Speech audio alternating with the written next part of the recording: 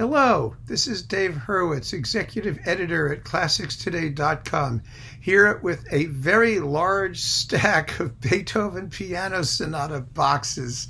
Now, taking on the Beethoven Piano Sonatas is more than any one pianist or one critic can possibly hope to accomplish, isn't it? I mean, really. And everyone is going to have their favorites, and I've hesitated going about this particular talk because I know piano people. They're like opera people. They're crazy. They believe deeply in the soloists who they love, and that means they have to hate all the other ones. And I'm not trying to do that. I have my favorites, doesn't everybody? But what I would like to do in this talk is not provide a comprehensive overview of the Beethoven Piano Sonatas, which is absolutely impossible. The stack would be higher than my fifth floor apartment here. What I just want to do is give you the half a dozen, actually there are about 8, I think, sets that I think give you a comprehensive overview of the range of interpretation in Beethoven sonatas, number 1, and 2, mention those sets that have, by general public acclaim and critical consensus, represented the essential performances that you really ought to know. I mean, the different approaches and performances that make the most sense. And these are old and new. So hopefully what we'll get in this selection is a nice overview of some of the potential of the Beethoven sonatas, and then you can go do whatever you want. I mean, if you have your favorites, follow your favorites by all means. If you hate some of these people, hate on them all you want. That's not the point. The point is to try and summarize where we are today in Beethoven Piano Sonata interpretation. So first of all, I'm going to start with a box which is not a complete cycle, but which I think is so important artistically that you just should hear it. And that's Rudolph Sirkin, a pianist who was one of the avatars of the, German school of pianism, and whose work was by any standard absolutely extraordinary. There are performances in here that have basically never been surpassed. Actually, you do get the Diabelli variations, which isn't a sonata, but it's in here. And his mono Diabellis were amazing. Also, the Pathetique Sonata, where he takes the exposition repeat all the way back to the beginning of the introduction. The playing is always thoughtful, always intelligent. His sort of flinty sonority, some people don't like. I do. I think it suits the music. It makes the contrapuntal lines clean and snappy in the Hammerklavier Sonata. It's a wonderful, wonderful selection of performances, even though he didn't live to finish it. And in a way, Emil Gilels, too, who didn't live to finish it. I like that. I like the fact that he doesn't just knock off all the piano sonatas as though, he's running out for a snack. It was a project. It was something that required thought and dedication, and if it didn't reach its ultimate completion, we're happy to have what he gave us. And we have this budget box. It's 11 CDs. It includes his concerto recordings and the choral fantasia. You can't go wrong, and it's worth hearing, to hear one of the great pianistic minds of our generation. Now, going to complete sets, we have to start with Arthur Schnabel, don't we? Everyone has to start with Arthur Schnabel. Now, these were recorded in the mid-1930s. The sound is limited. I acknowledge their greatness. I almost never listen to them. I just don't get pleasure out of sound that's so limited. That's me. But I have to say that Arthur Schnabel is sort of where the world begins in complete Beethoven sonata sets. The recordings I have that I listen to when I want to were the ones that were on Pearl, because the remasterings were so much more open than the EMI recordings. And you may recall there was a demonstration where they talked about how notes were actually covered by the cedar process, the noise reduction that EMI used at the time. There have been remasterings since. Lots of people have done them. They've shown up everywhere. Schnabel was an incomparably great artist. I don't have any question about any of that. But for my money, when I listen to these sonatas for pleasure, I very seldom turn to Schnabel. I often listen to him for reference comparisons. I find him very useful for that because he was a genius, so it never hurts. But there are also so many other ways to play this music. And so I recommend wholeheartedly that you get a Schnabel set if you can tolerate that fairly limited, sonic envelope in which they are presented.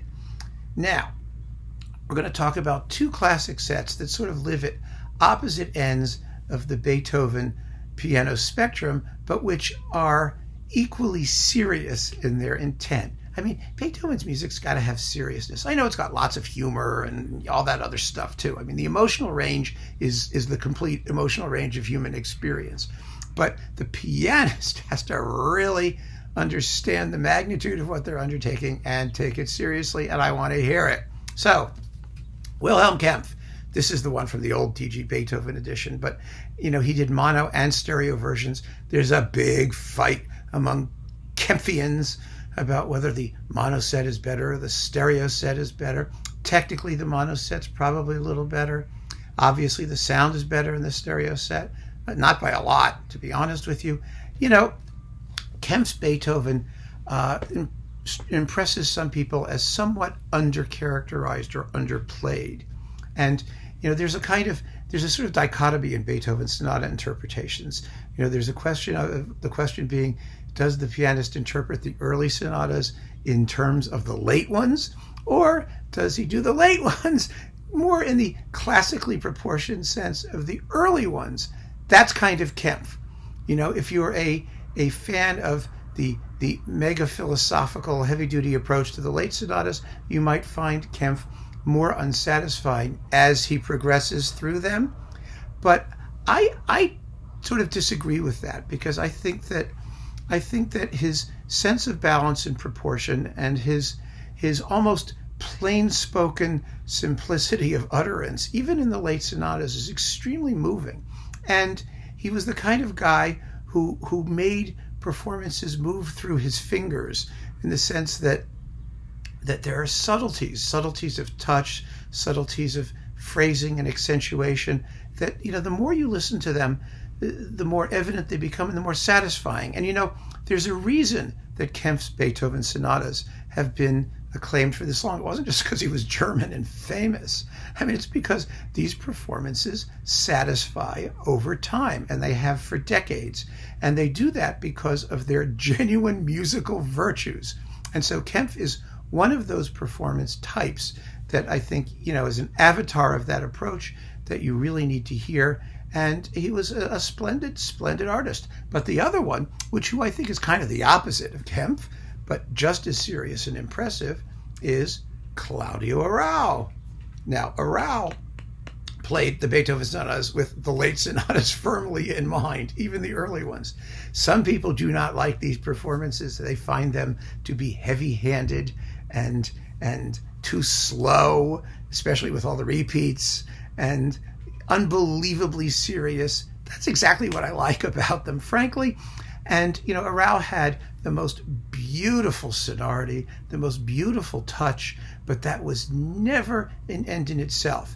People always complain that, Walter Gieseking had the most beautiful touch, but that was an end in itself, sometimes at the expense of the music he was playing. With Arrau, you have the beauty of touch, but no one can say that element of struggle, of strain, of wrestling with God, if you want to call that, isn't evident in the way he plays the music. I mean, you listen to his Hammerklavier sonata, it's just a titanic battle, basically. That final fugue is cosmic, but it always sounds beautiful. That was just Arrau's ethos and the way he handled the music. So he's sort of at the opposite end of Kempff in terms of interpretation, but every bit as serious, every bit as probing. And I think that if you're going to have a couple of sets to sort of start and get your triangulate where you are with Beethoven, you get Kempff and you get Arrau. And then everybody else sort of falls in the middle in various ways. So that's where I kind of am with starting out your Beethoven sonata collections. But then we move on to other things. And now I'm going to talk about two cycles that are sort of sleepers possibly, and personal favorites just for myself. I mean, this is my own choice. One of them that I've always loved is Annie Fischer on Hungariton. Now, this set was a little bit controversial because Fischer did not authorize these releases before she passed away. She made the recordings, she authorized takes, but they hadn't been assembled into a finished product for her approval. She was billed as one of the most neurotic and self-critical people that ever lived, or who played the piano. And it shows. I mean, not in the fact that the performances are in any way stiff or unyielding, I think, but in the fact that she was so hesitant to release these performances, even though she gave complete sonata cycle recitals and, knew the music as well as anybody. I like these performances because of their edge. The way she made these recordings, apparently she didn't do complete takes the way we do now. She recorded section by section and over until she found out what she liked, then she pieced them together. And she, put them together to make complete sonatas. And you would think that would result in something that's kind of stiff and inhibited, but it isn't. It isn't at all. It's very, in its way, within the phrase, it's extremely improvisatory. And I mean, I was just listening just before I started doing this cycle to her doing the Waldstein Sonata. There's a nervous intensity to her playing that I just love and that I think is wonderful in Beethoven, especially the big sonatas. Now, some of the earlier ones, you may think, they don't need to be, handled with that level of neurosis, but, I mean, you don't really hear neurosis, I'm not kidding, but I think that her seriousness, the effort, the intensity, you hear the mind and of the musician behind every phrase. And I think for that reason, these performances are extremely special and I just love them. So that's a personal choice. My other personal choice for Beethoven sonatas, which is sort of the opposite of Annie Fischer, is Friedrich Gulda. This was on Amadeo. Remember, he did a decacycle. There's a live one on Orfeo, which is quite wonderful, by the way, in mono. And this one, which was later, it was on Amadeo. It was obnoxiously packaged with one track per sonata. But now they're on Brilliant Classics with tracks between the movements. Thank God. I love this cycle too. Now, this cycle is what I call the modern approach to the Beethoven sonatas. The sonority is hard. Not ugly, but hard, sharp, angular. It's like Stravinskyan almost. There's this, the playing is steely, accurate, or maybe Prokofiev plays Beethoven, that kind of thing. I just love hearing the sonatas played this way. I'm not quite sure why. I think it gives them a freshness and a sharpness and an edge that's really very, very special. Again, you may not like him in every sonata.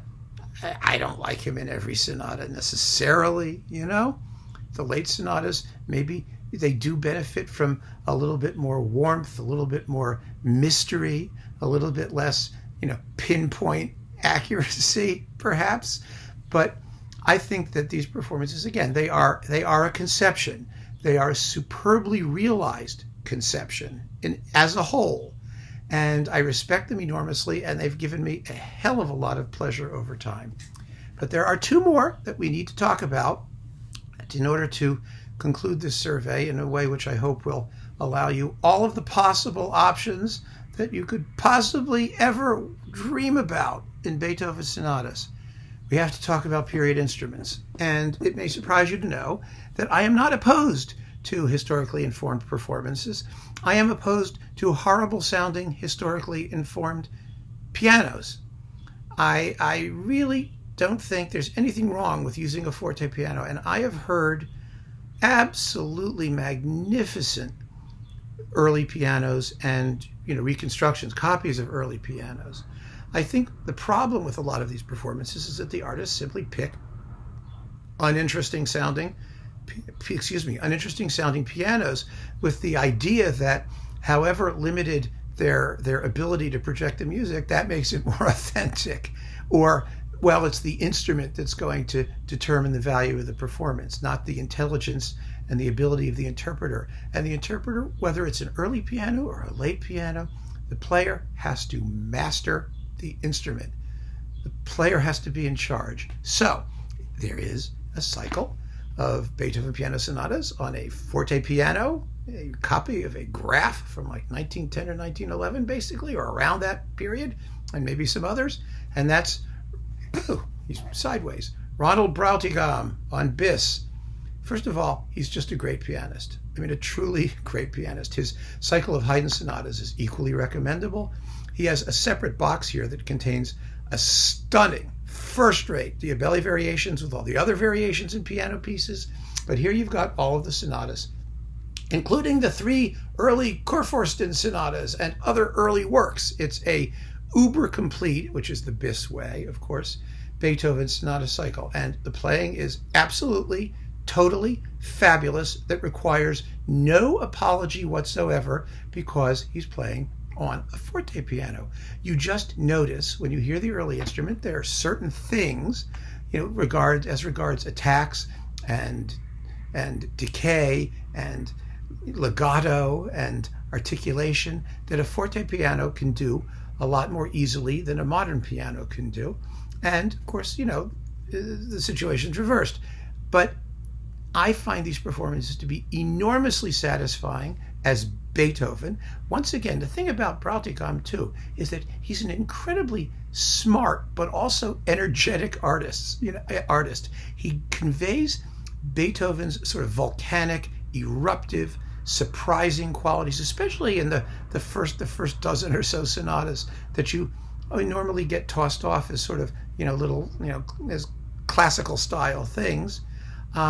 Here they are very, very surprising, but he also has the smarts and the technique and the sense of taste and of touch to master the intricacies of the late sonatas. And so this is, by any standard, a great, great, great Beethoven piano sonata cycle. And if you want to hear these pieces played on period instruments, which I do recommend that you do, because they sound very, very different in some cases and equally valid, then I think this is the set to get, because at no point does the quest for authenticity ever compromise Broughtigam's musicianship or the forward-looking character of a lot of the music. However, as you know, we have to make a pick. I'm going to make a pick. I think, and I've consulted my colleagues, especially piano guru Jed Disler, who I sincerely hope is going to be with me when this pandemic business is over, so that maybe we can do a couple special guest duo piano things together. I think it would be an enormous amount of fun and that you would enjoy it. But Jed the piano genius and I and others of my colleagues think that the modern cycle of reference is going to be Igor Levitt. It's only been out for a few months. It's already established itself as one of the great Beethoven piano sonata cycles. Levitt has the intelligence, the musicianship, the tone, the whole package, basically. And, in these first of all, he released the late sonatas, and then he did the Diabelli variations. And, Levitt is a spectacular Beethoven pianist. I don't think there's a performance in here that isn't excellent. I mean, really, it's a tremendously consistent set. It encompasses the full range of emotion, of feeling, of technical challenges that these sonatas pose. The sound is terrific. So if you're looking for a modern version of the sonatas, a modern reference, and Levitt is your guy. I mean, it's that simple. But, the other thing that makes this such a wonderful recommendation, and, one that's near and dear to my heart, sorry, Igor, is that, isn't it wonderful that such great musicianship is still out there in this day and age? We are so cynical, as a group of people and listeners, because we've heard these things so many times in so many different ways. And you say to yourself, oh, well, it can't possibly be as good as Schnabel. It can't possibly be as good as Rauh. That's nonsense. There is always that next great recording just around the corner. And when we hear it, we know not only that great musicianship is not dead, but that the classics are still alive and vital, and they still have new things to tell us. And there are musicians who are going to find out what those things are and let us know and let us in on the secret. And I mean, this is the reason that we should all keep on listening. Thank you very much. And if you enjoyed this little talk, please subscribe to my YouTube channel. Enjoy your Beethoven sonatas.